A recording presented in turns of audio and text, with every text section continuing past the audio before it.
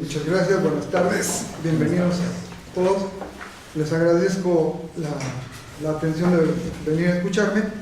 Le comentaba hace un momento aquí al maestro Leal que quizá, no lo sé, a lo mejor erré un poco en el título de la ponencia porque puse Lutero, la Reforma y la Literatura. No exactamente, no soy especialista, yo estudié filosofía, no soy literato. El compañero creo que ya se decepcionó. Ya se va. Quizá le debía haber puesto Lutero, la Reforma y la comunicación, o el lenguaje, en fin, no exactamente voy a hablar en específico de la literatura, pero sí voy a mencionar algunas cosas. Bien, hecho esta aclaración, doy inicio. Se puede considerar a Martín Lutero como el creador del alemán moderno, es decir, del alto alemán, o lo que en alemán se llama el Hochdeutsch, ¿no? Esto no es exagerado, pero se podría considerar como lo que hace Lutero con sus escritos, y aquí está el punto importante, es que lo que logra hacer Lutero es un acercamiento de la lengua oficial al habla popular, ¿sí? Lo que logra hacer Lutero es bajar de las alturas eruditas, logra por primera vez bajar no solo el cielo de Dios a la tierra, sino también bajar de las celestes alturas del refinamiento lingüístico, la sabiduría del cristianismo. Eso es lo que hace básicamente Lutero. Es un gran orador, es un gran comunicador. Y el instrumento esencial que le sirve, por un lado, es la palabra hablada. Es un gran orador, ¿no? Pero también por primera vez, y gracias a este gran invento técnico, pero también cultural de la imprenta, logra comunicarse con grandes masas, ¿sí? A Lutero le toca vivir esta cuestión que ya lo han dicho prácticamente todas las ponencias. Le toca vivir una época de cambio, de paso, de crisis del Sacro Imperio Romano Germano, y la crisis de la Baja Edad Media, bueno, en general de toda la Edad Media, y la crisis del sistema eclesial papal. Esas son ciertas condiciones que le sirven a él de coyuntura para hacer lo que yo le hacía notar el otro día al maestro Lorenzo Espinosa, que sirve como de bisagra, ¿sí? Entonces, digamos que con el Nuevo Testamento lo que logra hacer Lutero es poner a nivel de la gente de a pie, digámoslo, en contacto con la Biblia, porque si recordamos, la gente de a pie, el pueblo, y que también ahorita voy a hacer mención de qué es todo el pueblo, solo tenía contacto con la Biblia por medio de los padres, pero ellos no sabían lo que era la Biblia. Entonces, pues, les daba la misa en latín, y era latín culto, no latín vulgar, latín popular, y eran simplemente algunos extractos. Y lo que hace Martín Lutero es, sobre todo, dar a conocer el Nuevo Testamento, y ese Nuevo Testamento darlo a conocer al habla popular. Lo anterior cobra mucha preeminencia porque se puede afirmar que Lutero hace precisamente, lo podríamos decir, es crear el modo de ser moderno y además alemán. Es muy curioso.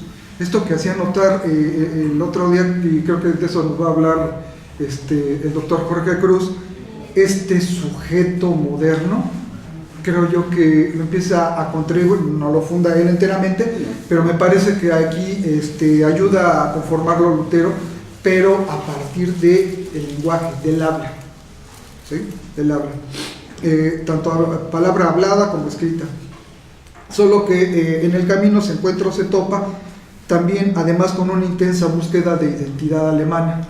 Así como el maestro Eric nos decía que España eran muchos reinos, también Alemania eran principados y reinos, no había una unificación alemana, Italia también eran principados, Francia también, era este paso de la Edad Media, de los reinos, de los señoríos, de los principados, a conformarse lo que hoy conocemos como naciones, como los estados nacionales, ¿no?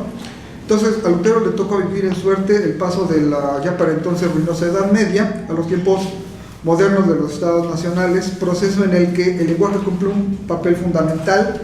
Y aquí está una de las cosas importantes que quiero mencionar: el lenguaje, y esto sí lo logra hacer Lutero,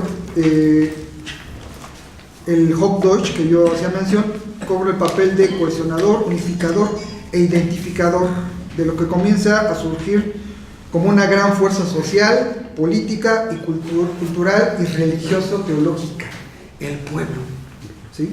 Ahí está el sujeto moderno. Cuando surge, a Lutero le toca vivir eso. ¿Qué es lo que hace surgir al pueblo?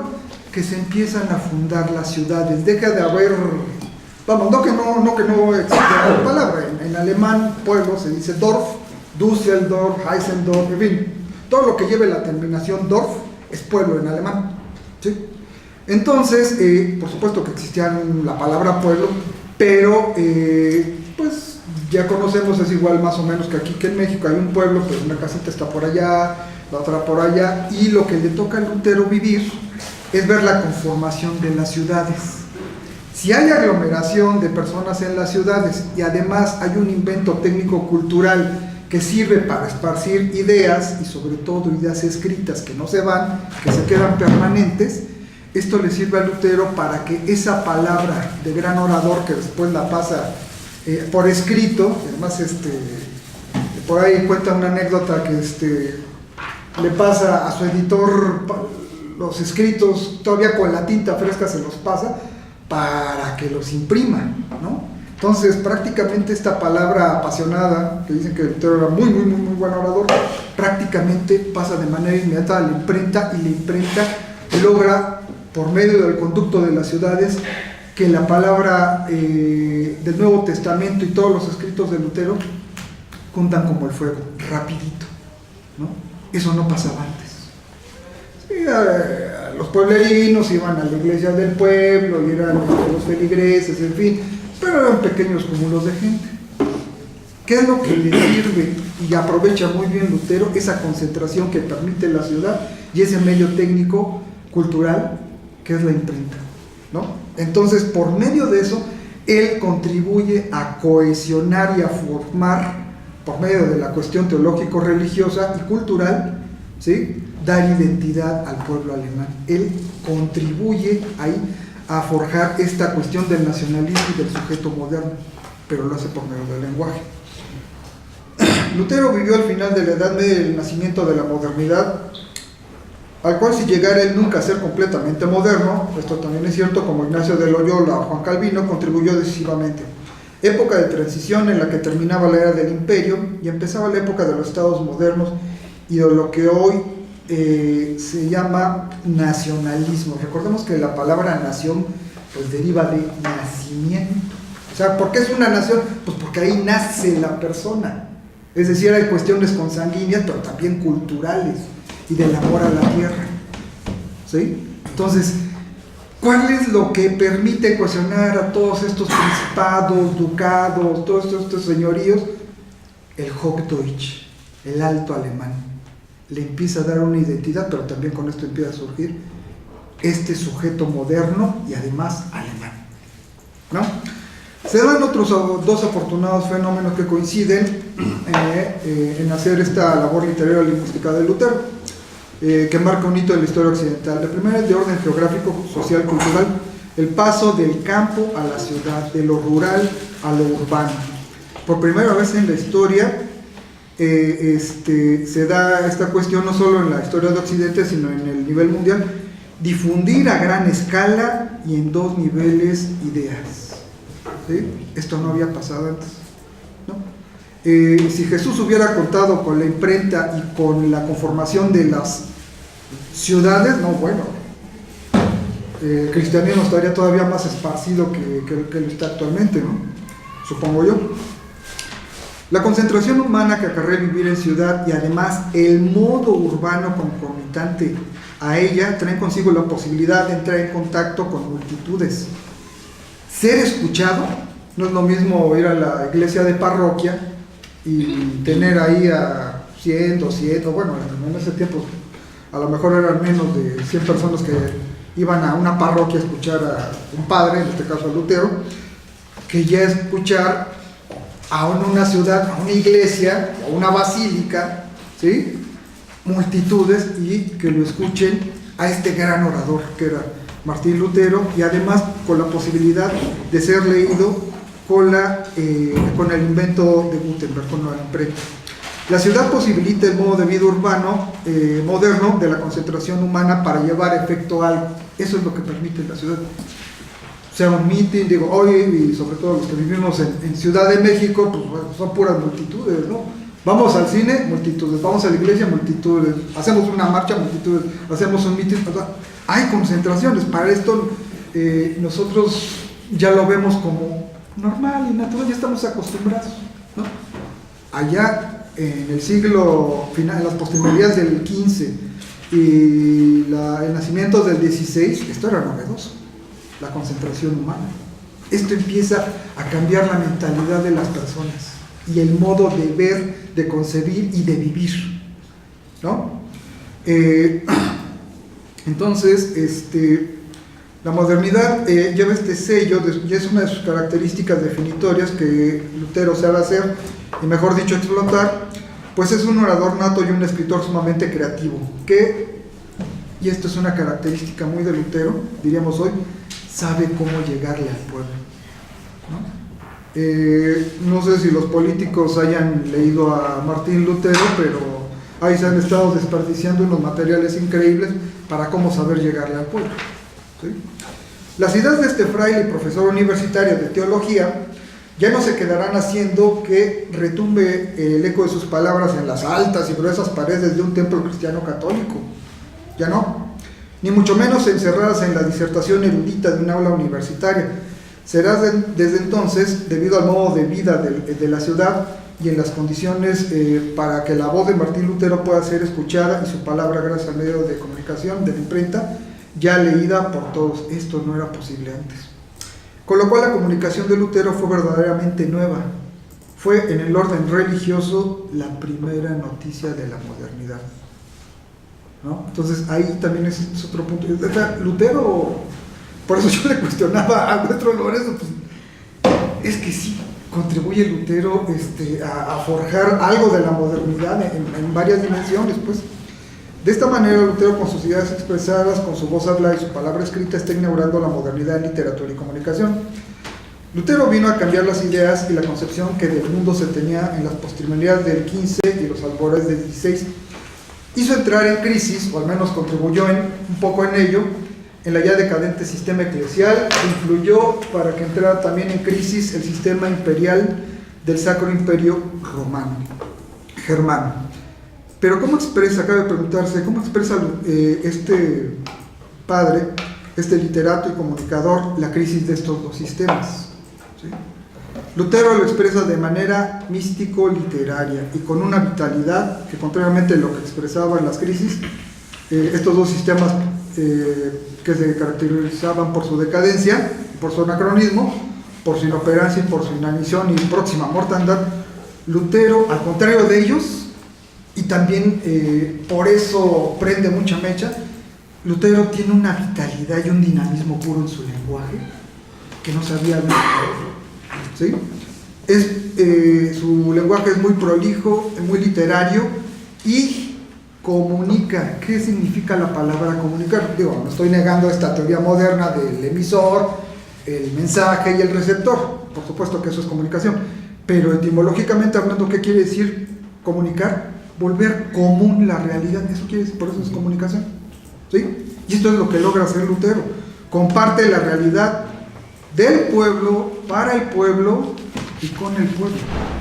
Esta divisa muy manida que viene como desde los 60 o quitada desde los 50 en la izquierda, el pueblo, para el pueblo, con el pueblo, pues, o sea, ¿por qué prende? Ya había algún tipo de antecedente, claro, no en el sentido de mencionarlo así literalmente. ¿Quién lo había hecho? Martín Lutero. Por eso es moderno. Esta idea que actualmente, desde la década más o menos del 60 del siglo XX, ha estado en varios movimientos de izquierda, pareciera que es ignorada también por Lutero, y por ello también moderno. Lutero da la bienvenida a la modernidad, digámoslo así, abre la puerta presencial, existencial, cultural, religiosa, social y política del pueblo. ¿Por qué? Porque los está ayudando a fundar el pueblo con su discurso. ¿A quién se dirige? Al pueblo. Uno legitima a alguien cuando lo nombra, ¿no? Le da poder, le da presencia, lo ayuda a fundar, ¿no?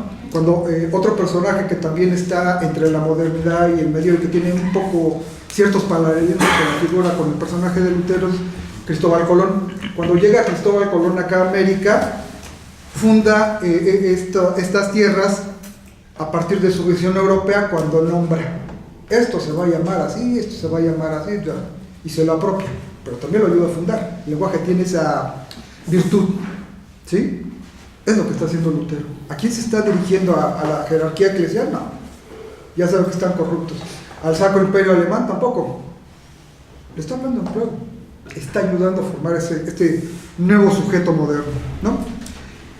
Es decir, la crisis de los dos sistemas de élite, uno político imperial y el otro político religioso, pero indefectiblemente entrelazados, le expresa haciendo surgir una lengua literaria común, el común denominador del lenguaje, que entendían prácticamente por igual, y pese a todo, tanto la alta, la media y la baja alemana. Esto no era posible antes de Lutero, solo que esta expresión era tal que, a diferencia de la superficialidad del papado, el cual se encontraba en un estado de acumulación por toda su vida de oropel, corrupción, crimen y excesos que vivía, la manifestaba Lutero mediante una experiencia radicalmente distinta, o como lo dice José Luis Aranguren, una experiencia semántica y espiritual común. Es decir, Lutero, ¿cómo lograba que hubiera una experiencia espiritual común? Hacían referencia hace un momento en que las iglesias, cuando no se sabía leer, pues había imágenes, sobre todo de las iglesias católicas, ¿no? Y bueno, le agradecemos al catolicismo tanta obra de arte que tiene, su escultura, pintura, arquitectura, ¿no? Pero ¿cómo lograba hacer que esta cuestión mística que lleva en los rituales o en una congregación religiosa, por medio del lenguaje? ¿Sí? Entonces, dice José Luis Aranguren, mientras el bajo y alto alemán, se refiere a los idiomas, se comprendían entre sí por medio de la palabra hablada, y los intelectuales se servían del latín culto en sus disertaciones y obras escritas, el caso concreto de Lutero revela una experiencia espiritual accesible, no era para dos que tres en las universidades que sabía el latín culto, ¿sí? Y además inmediata. No es un lenguaje artificial, articulado, y esto es muy importante, no es un lenguaje artificial articulado por la razón. Primer golpe a la modernidad. La modernidad se funda a partir de la razón, ¿no? Claro, habrá que esperar un poco más en filosofía que llegue Descartes, ¿no? Pero el padre de la modernidad por la razón. Martín Lutero ayuda a articular esto a partir del lenguaje. La evolución de este lenguaje literario que Lutero tuvo es de una vitalidad y de un dinamismo puro. Es decir, mientras otros trataban de hablar con la razón del poder, el papado y el imperio, Lutero habla, como lo dirá Blaise Pascal después, hay razones del corazón que la razón no quiere entender, ¿no? Entonces Lutero hablaba desde el corazón, a diferencia de la razón, ¿no? Y a partir de que él funda el sujeto moderno en Alemania, pero lo hacen no a partir de la razón, sino a partir de una mística, de una cuestión semántico-literaria, pero que le surge de la fe, ¿sí? Sí, el problema eran las indulgencias, pero lo que llama el derrotero, su faro al final del túnel, la luz al final del túnel, lo que quería Lutero era la fe, y era una fe muy ardiente, y lograba conquistarlo por medio del lenguaje.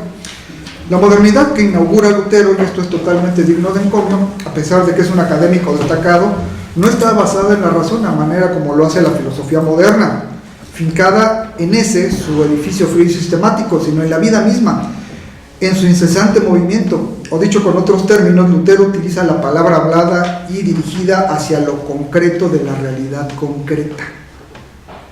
No usa la palabra abstracta, este cascarón vacío realizado mediante meras fórmulas dirigidas a entidades sin contenido y alejadas de la realidad concreta de la gente de carne y hueso, de la gente de a pie. Eso no le interesa a Lutero.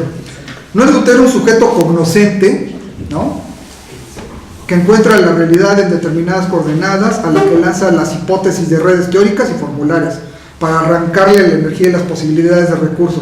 Me estoy refiriendo al discurso moderno de la ciencia, ¿no? ¿Sí?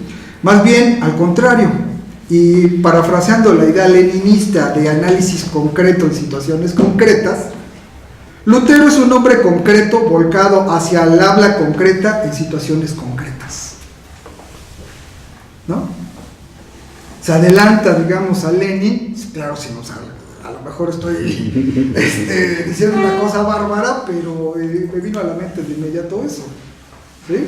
O sea, inaugura esta idea de hay que ir a lo concreto en situaciones concretas, pero desde un punto de vista teológico religioso, ¿sí? Y no cuestión política, sino por medio del lenguaje. Lutero es un hombre concreto, un hombre también de carne y hueso, y que anda con sus dos pies bien firmes sobre el mundo y en el que se dirige a gente mundana, personas concretas en situaciones concretas, y por lo demás vivas.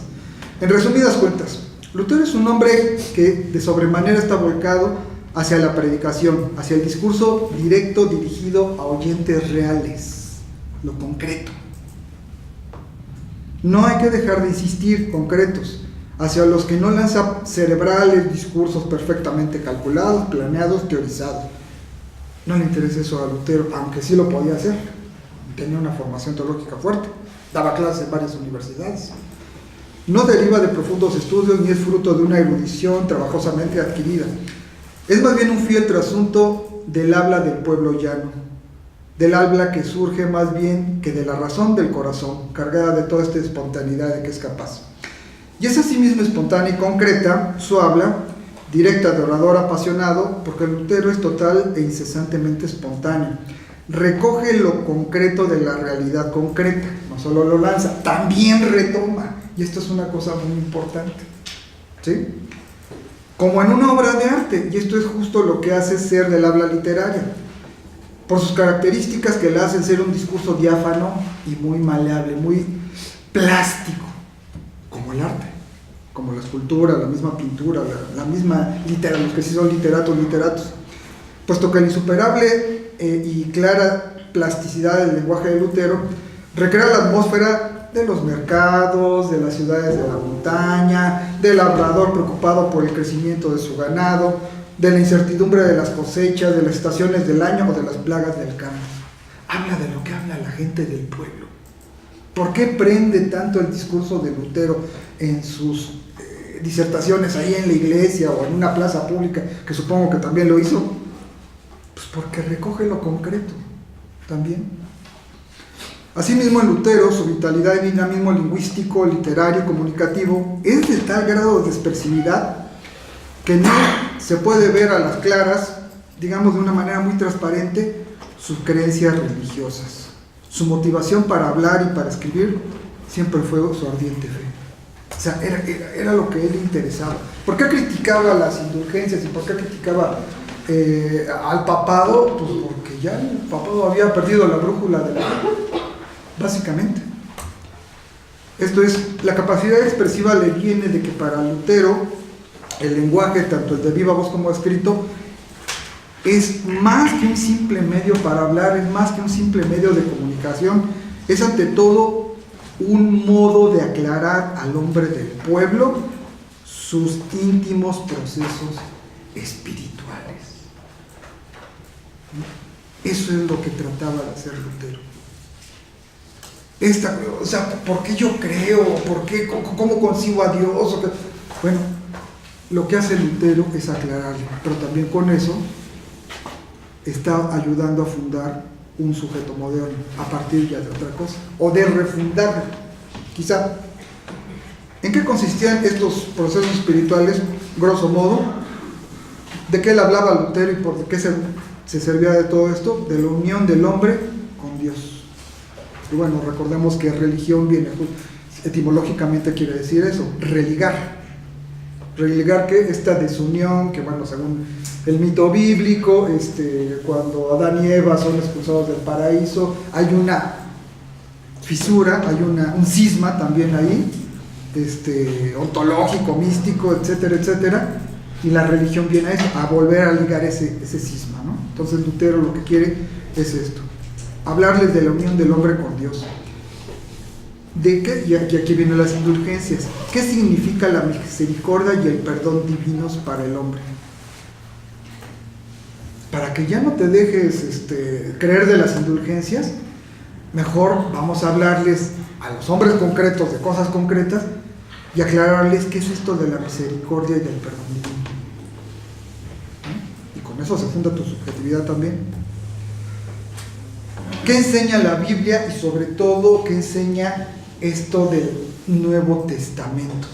Y aquí, sin querer, creo que y esto me parece también un aporte, después es tomado por ciertas cuestiones epistemológicas, sin quererlo, Lutero funda ¿cómo podríamos decir? Una especie como de diviso principio de la hermenéutica, ¿no? No se entendía la Biblia porque eran extractos los que hacían antes de Lutero. Bueno, Lutero, ¿cuál es la intención? De que el pueblo, y con la imprenta, conozca la totalidad de la Biblia. ¿Para qué? Para que se haga lo que se conoce como el círculo hermenéutico.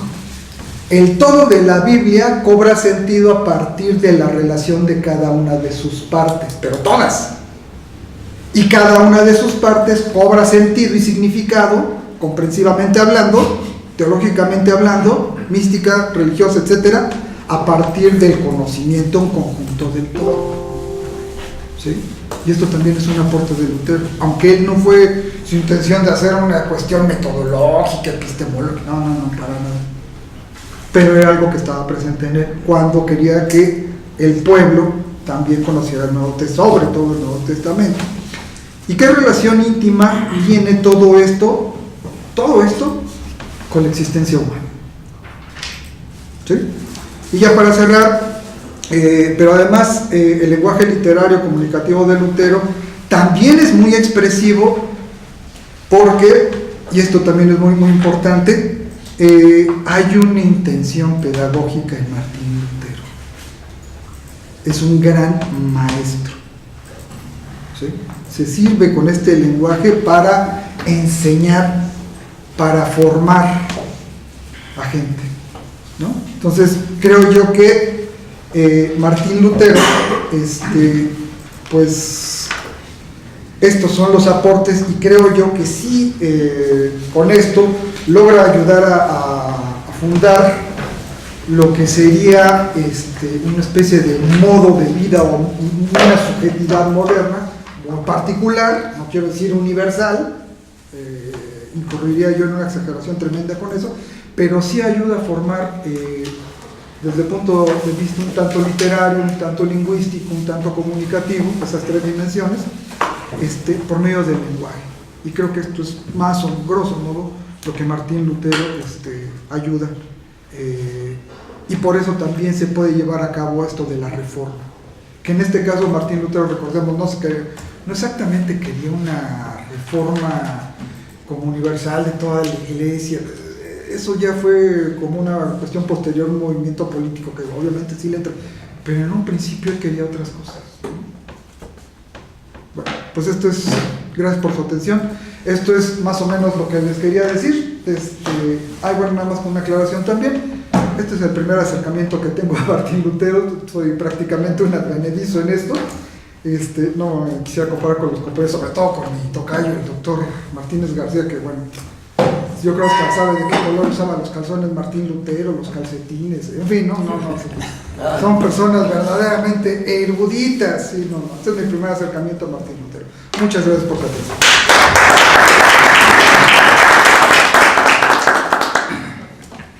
Bueno, sí habló de literatura, la Biblia, el Nuevo Testamento. Maestro Roman. Esta relación de las partes y el todo tiene que ver más con la dialéctica, ya explícitamente planteada por Hegel y después por Marx. En el método dialéctico, la introducción del 57, Marx menciona esto: de lo concreto es concreto porque es la síntesis de múltiples determinaciones, por lo tanto unidad de lo diverso. Entonces sí puede estar ya implícita la dialéctica en Lutero, al hacer esta la hermenéutica y la dialéctica. Y la hermenéutica, obviamente, con la categoría de la totalidad concreta, podemos entonces ver esto de lo que mencionabas, de lo concreto y la relación del todo y las partes. Nada más sí, incluso ahorita también me vino a la mente con esta cuestión de la izquierda, cuando el Che Guevara, ya el triunfo de la revolución, los cubanos quieren deshacerse de todas las influencias del imperio yanqui, no recuerdo por qué iniciativa les da por fabricar su propia Coca-Cola, ¿no? Y entonces, ahí los camaradas cubanos le dicen: a ver compañeros, háganos el favor, tomar la Coca-Cola cubana. La toma el Che, la escupe, es una mierda, y les dice algo que nos deja impactados a todos. Para darle algo al pueblo hay que tenerle respeto, y tenerle respeto al pueblo es darle calidad. Creo que Martín Lutero hubiera estado de acuerdo con esta expresión del Che. Hay que darle calidad al pueblo, ¿no? Hay que hablarle con la verdad, esparcirle ¿qué sería para Lutero darle calidad al pueblo y tenerle respeto? Dar la Biblia completa, sobre todo el Nuevo Testamento, ¿no? Bueno, unos saltos ahí históricos, unos paragones medio atrevidos, pero bueno, en fin. Sí, algo más. Si algo me parece que es importante en Lutero es esta situación de poder expresar algo tan complejo como es el texto bíblico en sí ya, todas una hermenéutica al respecto es compleja, y me parece que una de las virtudes de Jesús en su momento fue esa, es decir, utilizar las palabras necesarias para que la gente pudiese entender lo que trataban de expresar, digamos, los antecesores del mismo Jesús, pues. En el caso de Pablo me parece que hace algo semejante, aunque la erudición de Pablo es más notable, entonces que hablará más de eso. Pero es traer todo aquello que a lo mejor Agustín plantea, pero que es demasiado erudito también, en muchos de los sentidos. Si la ventaja que tuvo es expresarlo, pedagógicamente me parece que hay una carga pedagógica muy fuerte en el caso de Pablo. Lo platicamos el día de ayer, ¿no? Sí. Hay gente que, por ejemplo, dice: es que Russell es a veces demasiado denso sus escritos y tal, pero cuando está dando clases es muy súper didáctico. Y muy didáctico. Entonces, me parece que esa es una de las grandes ventajas de Pablo, pues. En ese sentido, me parece que no se ha trabajado, por lo menos en esa lógica. Sí, claro. Y quizá habría que ver una liga ahí, por qué le da tanta preeminencia también Lutero a Pablo, pues le aprende eso, el sentido pedagógico, ¿no? El sentido pedagógico, sí, claro, muy importante. ¿Algo más? ¿Alguien más? Sí, maestro Gregorio. Igual, profesor, muchas felicidades. Gracias. Muy buena su charla. Algo que yo desconozco de Lutero y que si en un momento dado podría, creo, encajar con lo que usted enfatizó en su presentación, es que fue un gran orador, Lutero. Entonces, bien, hablaba mucho de lo que es la razón del corazón concreto, de lo común, tangible del pueblo. No sé si tendrá ahí, o alguien tendrá un pequeño párrafo, un ejemplo de ese orador, identificando al pueblo en sus necesidades de identidad, existencia, pertenencia, necesidad hacia la motivación de cómo llegar a entender a este gran personaje. Hay no es que ahorita no me acuerdo, a ver, el maestro Toschi, no sé, sí, ¿cómo se llama el título del que le hablamos, campesinos? ¿Cómo se llama este artículo que escribe Lutero, donde le habla a los campesinos. ¿Cómo se llama? Hay uno que es muy, muy cercano a la comunidad, que se llama La Libertad del Cristiano. Ese es uno. Ese es uno. Pero en efecto hay otro del que los dirige específicamente a los campesinos, pero no recuerdo el título. Sí, ahorita te digo de este exactamente escrito. el título. Ahorita te digo Pero sí son estos dos.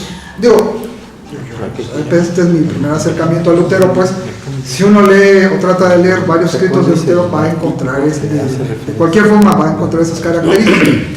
Pero hay dos donde esto es muy eminente, muy patente.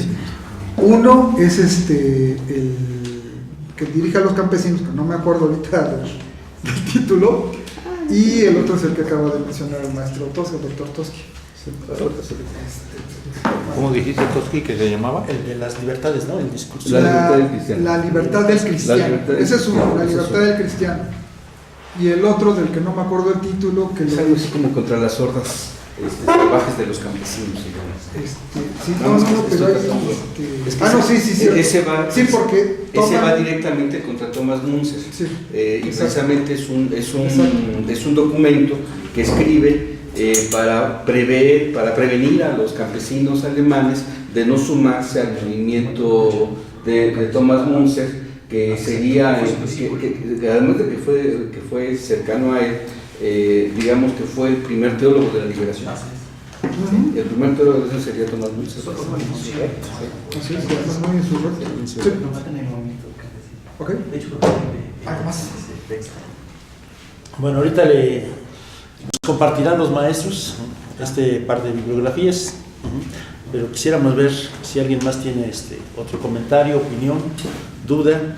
El día de ayer el maestro Rubén traía una de las ediciones, una biblioteca popular bien hecha, no sé si la tengas, maestro, con 2 o 3 textos, discursos de Martín Lutero, no se lo tenga a la mano más, para compartirlo, porque últimamente esta colección de filosofía o de pensamiento contemporáneo está acercando a los kioscos de revistas, al público en general, buenas traducciones, ¿no? Y que ya existían, muy costosas, pero ahorita están circulando.